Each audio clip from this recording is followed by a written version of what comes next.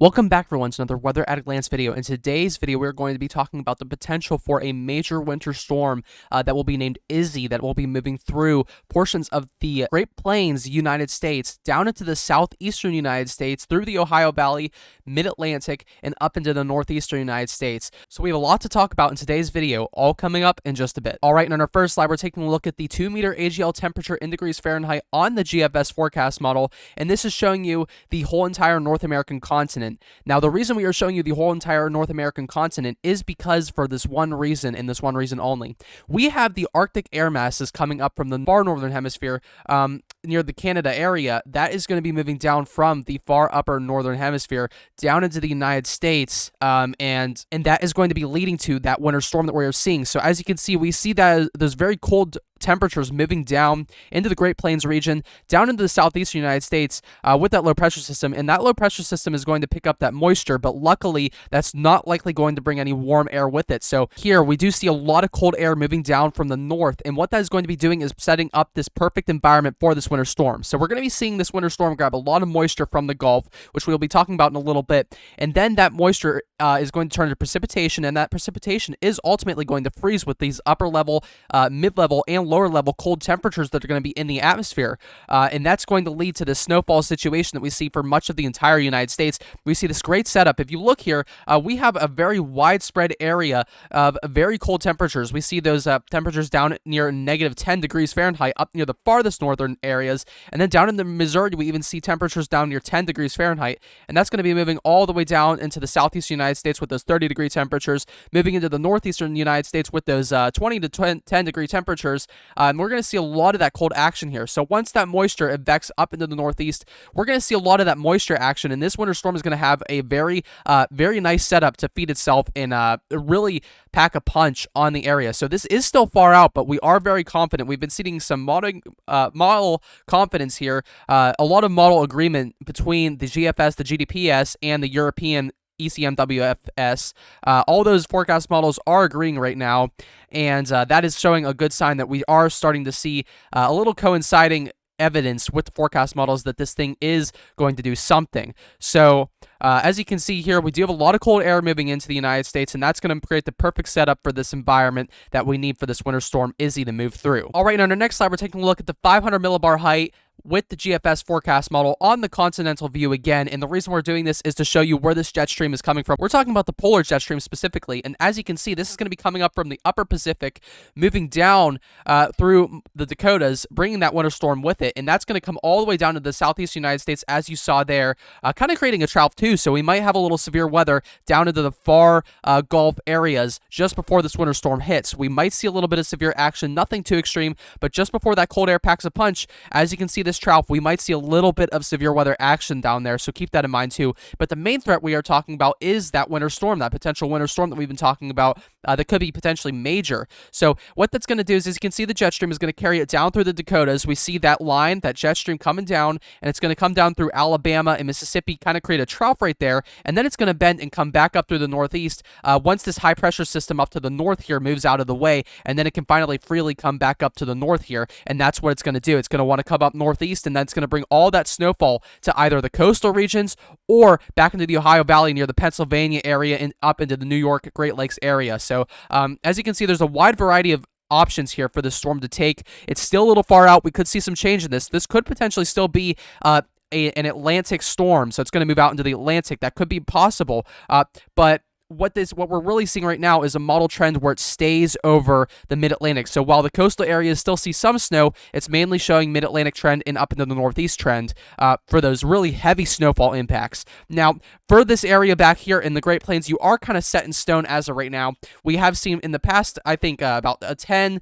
or 20 model runs over the last week. I've seen a very strong trend that's going to stay over this path here. I really haven't seen much change over here. It's more towards the eastern areas that we are still seeing that very wide variety of trend with the direction of this storm, and that's ultimately going to lead to the decision making of how much snowfall you're going to get. So today we will show you those snowfall totals, but we aren't really going to get into too much about snowfall because we don't want to forecast snowfall this early. It's still way too early to forecast that. We'll have to get into that later with a post or an update or a video or something, but we're definitely not going to talk about snowfall totals right now. It is way too early for that. We are only going to discuss them and show what the models are saying. For right now, we aren't going to make a solid forecast yet. All right, now we're taking a look at the GFS precipitation type and rate.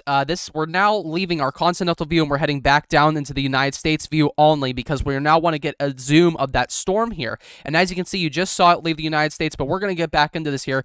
We see it start up to about tomorrow up here in the Dakotas, and it's going to move down into the southeastern United States. And then, like we said, the jet stream is going to take it back up northeast, and it's going to create a lot of that snowfall action for the northeast right there. And as you can see, we see a lot of snowfall starting up around the Tennessee area, so the Tennessee, Arkansas, Missouri area, and then we see it move northeast, and that's really where our snowstorm starts.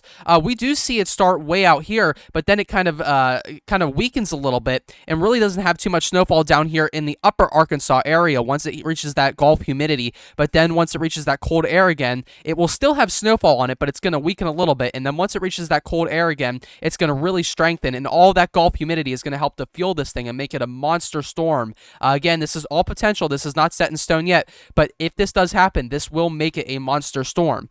We are going to see a lot of snowfall. Now, don't let the word monster scare you. That means nothing that there's going to be any potentially dangerous situations. As long as you stay off of the roads, if you are advised to, we definitely don't want to scare anybody here, but this is what we call a monster storm. This is tracking all the way from bringing heavy snowfall totals up to 10 inches potentially, all the way up from the Dakotas down into the southeastern United States and all the way up into the northeastern United States. Again, we're using that word potentially because this is not set in stone yet, but as you can see, there's a wide area that is showing with the GFS for this storm to head down. Now, what we're going to do next is we're going to check out some of the other forecast models to kind of compare where their trend is and where their track is they're going to take this storm. We want to see all the different views, so let's get right into it. All right, now we're taking a look at the GDPS. This is the Canadian forecast model, and as you can see here, this storm is taking a similar track. We are seeing it start up in the Dakotas, and then it's going to head down through the Great Plains and down into the southeastern United States, and then it's going to head back up north. We really don't see too much of an eastern trend anymore out into the Atlantic. We are seeing a lot of action for areas such as West Virginia, Pennsylvania, New York, and even down into Virginia and Tennessee, as well as Kentucky. We're seeing a lot of those areas, and even Ohio is being included in this as well, which we did not see in much of the other model runs in the previous times. But as you can see here, we are seeing a trend between the GFS and the GDPS. So both the American model and the Canadian forecast model, we're both seeing them kind of agree on where this storm is going to go. And next, we're going to check out the European, and we're going to see where that's going to take us as well. All right, now looking at the European forecast model, we are looking at similar again. A very surprising aspect here. We never usually see the forecast models, all three of these, agree so accurately this far out. We're still about 100 hours out to the main impacts of the storm. And as you can see, 100 hours out, we are already looking at this really strong trend. We see this storm start up here in the Dakotas, like we were talking about. It heads down into the southeast United States, picking up that moisture. And then once it picks up its moisture, it's headed off into the northeast and headed up to eastern Canada there. And as you can see, we see a very widespread action for the mid-Atlantic again and up into Pennsylvania and New York. And this area is really the main impact of the entire storm's life. Though areas out in the Great Plains get a lot of that action, even down into Oklahoma too, we see potentially for some snowfall down there in northeastern Oklahoma.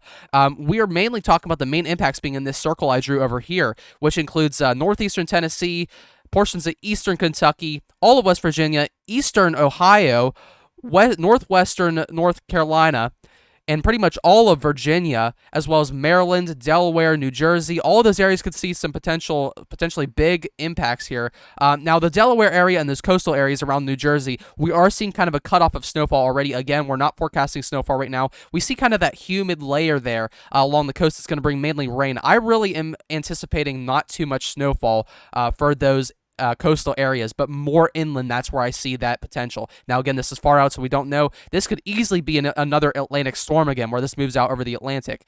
We don't know yet, but I really am starting to see a trend here. The last couple of model runs from all of these forecast models have been trending along this path, and we're starting to see that common pattern where we are going to get into that little bit of an idea of what's going to happen here within the next couple of days with the storm. All right, now we're looking at the GFS total accumulated snowfall after the entire storm moves out of the U.S. and it is done with. So that we're talking about 132 hours out. This is about Tuesday, midday Tuesday, and as you can see here, this is what we're really expecting at the moment. Now, again, we're not doing forecasts. We're not forecasting snowfall just yet. I'm just showing these totals just to give you an idea of what we could be looking at. This is under no circumstances an official forecast.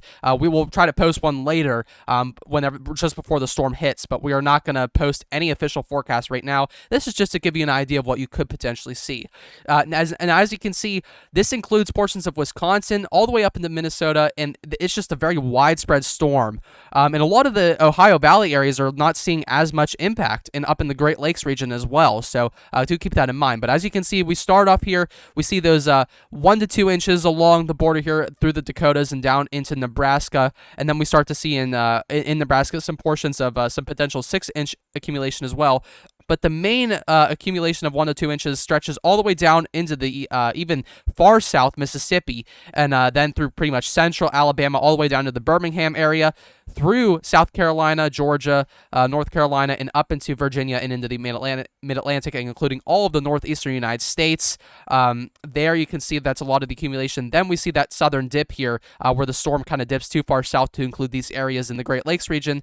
And then we see some potential snowfall for the Wisconsin area as well with those bands over here. Now, another thing we have to look out for is Great Lakes snowfall. With the positioning of the storm in that cold air inflow that we see, the cold air kind of inflow in the back of the storm, that's going to be helping take this wind and bring it over the Great Lakes, which still have a lot of warm air on them. We didn't cool down until the last couple of days. We've actually had a pretty warm winter so far up until recently. So normally we'd be cold by now, and these lakes would start to be, they'd still have warm air on them, and warm humid air, but they would not have as much as we have this year. We definitely have packed on more of a longer experience of warm air for these lakes, and that's going to hold on, these lakes are going to hold on to that, bringing enhanced snowfall for these regions. I am expecting some potentially enhanced snowfall for these Great Lake regions here, including Lake Erie and Lake Ontario over here. And as you can see, we are definitely seeing up to about 16 to 20 inches.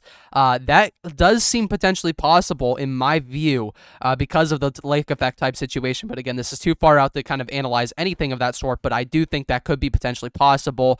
Still very far out. We're starting to hear some of those whispers of that idea that we're starting to get an idea. That's a nice little line from my storm chasing friends. You know, we're starting to get those whispers for the forecast, and that's really what we're talking about right now, is just those faint little voices of the forecast models that we're starting to see right now.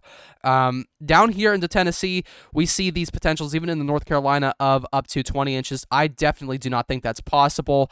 There is a lot of moisture here, but I don't think the temperatures will be that cold enough. In the storm, I really don't think it will stick around that long enough. Usually when the pressure builds up down here in the south with that trough, that tends to accelerate wind speeds, and that jet stream is really going to be dragging along. Now, of course, the low pressure system is creating that trough in the jet stream, but we really do see the jet stream kind of accelerate around these areas, and I really do think it's going to take off after it heads down from the south, and it's going to kind of slow down around the mid-Atlantic areas and through the northeast. So that's why we see that big punch up here of snowfall that we see on all the forecast models. But down here, I really don't think 20 inches would be really too possible for here. That would be potentially dangerous for the Tennessee area, especially because a lot of those areas shut down with even 1 to 2 inches of snowfall. So we definitely don't want to see 20 inches of snowfall for those areas. And I really do have to let you know that I really don't think that's too possible. I think really it would be anywhere from 10 to 12 inches at most. But again, we're not forecasting snowfall today. We're just talking about the potential totals that are with this storm. All right, moving on to the Canadian, we see kind of a more agreeable point of view for the south here. We see that similar trend again with the track. We see those snowfall totals of about 8 to 10 inches for the Great Plains up there in those pinks and purples. And then we see come down through the southeast. Northeast Texas is included in this as well for this model run. And some of these portions go all the way down. Snowfall reaches all the way down near the New Orleans area, even as far south as southern Mississippi. Near the Mobile area in Alabama as well. And then we head up through Georgia. We see some of those really intense snowfall totals there for the northwestern South Carolina area and the northeastern Georgia area for about 12 inches. So that's a foot of snow for there. That seems a little bit extreme, but we will keep a watch on that and see what happens there. The Northeast is starting to see a little bit of a lack of snowfall, actually, in this forecast model run. So we are seeing a little bit less snowfall with this. We are seeing about, most of the areas getting about 4 to 6 inches, and then some of these little spotty areas on these mountaintops getting about 12 inches, so about a foot. Now, the Great Lakes region is still getting that impact because of that inflow cold air type situation that we saw with the jet stream. That's definitely going to pack a punch right there, potentially. And we are seeing that type of situation set up right here where that snowfall is going to be. And now, for these areas over here, we are seeing a lot more snowfall than we saw with the last forecast model, the GFS. The Canadian is showing more snowfall for the Great Lakes area, so we are seeing about anywhere from 1 to 6 inches for these areas. That's a great range of snowfall, I know, but there is a lot of area here, and some of these areas have about 1 inches, like down here in Chicago area, all the way up into these areas up here in the north, which are showing about 6 inches up here in the Michigan area over there. So in the northern Michigan, you can see that potential there with this forecast model. So we are getting a little bit of a differing view here, but for the most part, the southeastern United States and the Tennessee area is seeing about 8 to 10 inches with this forecast model. And I feel like that's a little more believable with this, honestly. But then again, we still have a lot of time to go through this, so let's not make anything official just yet. All right, and finally, we're taking a look at the European forecast model, the ECMWF, and this forecast model usually does a fantastic job at forecasting snowfall. I always like to use all 3 forecast models to get a point of view, but this one, last minute before the storm hits, this is always usually the one between the GFS, the GDPS, and the this European forecast model, the ECMWF. I like to use this one the most because oftentimes this is one of the most accurate that we see. So to keep that in mind when you're looking at this, this is one of the most accurate, maybe not as for long-term forecasts. So this far out, it may not be as accurate, but once we get closer, I definitely do like to use this forecast model because it's wonderful when forecasting snowfall. But as you can see, we see that similar trend that comes down through the Dakotas, 6 to 10 inches, for or about 6 to 8 inches for the Great Plains area, and into Iowa, and there you see down in the southeastern United States, we see about 12 inches, so a foot for Tennessee. Tennessee is definitely still getting major impacts with these forecast models here, so we hope that doesn't happen, but we're starting to see a trend here with that, so let's keep an eye on that. And then we see these Great Lakes being avoided again, not the northernmost areas. In the northern Michigan, we do see some bands that could come through there with this forecast model, but then we see Wisconsin, western Wisconsin, and Minnesota being included in that as well, so we definitely still see that Great Lakes portion around Chicago, not really seeing too much. Some occasional flurries possible with this forecast model run, but as you can see, the main impacts are still in those southeast United States areas and up into the mid-Atlantic and in the Northeast. We definitely do see a lot of snowfall impacts, and again, the most accurate part of this that I think I see the most consistency on, other than the Great Plains region there with the 6 to 8 inches, that is always on every forecast model so far.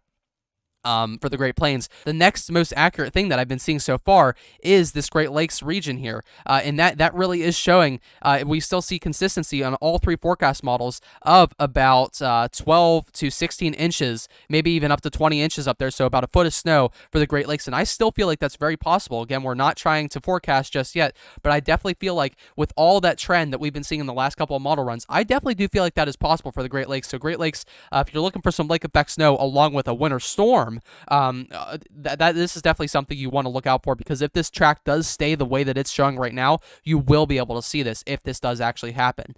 So that's something to look forward to if you do like lake effect snow. If you don't like lake effect snow, don't worry, we still have more warm updates coming up after this winter storm, but right now we're getting into storm mode, we're getting in the winter storm mode, we're finally getting some of that winter weather possible in the next couple of days, so we'll keep track of this, and I do hope that we see some snowfall, maybe not as much as it's showing, but I would like to see some flurries up in the western Pennsylvania area. Southwest Pennsylvania is definitely due for a little bit of snowfall here, and I would definitely like to see some throughout these areas. All right, I want to thank you all so much for watching today's video. A big thanks to today's sources that wouldn't be able to make these videos possible without it.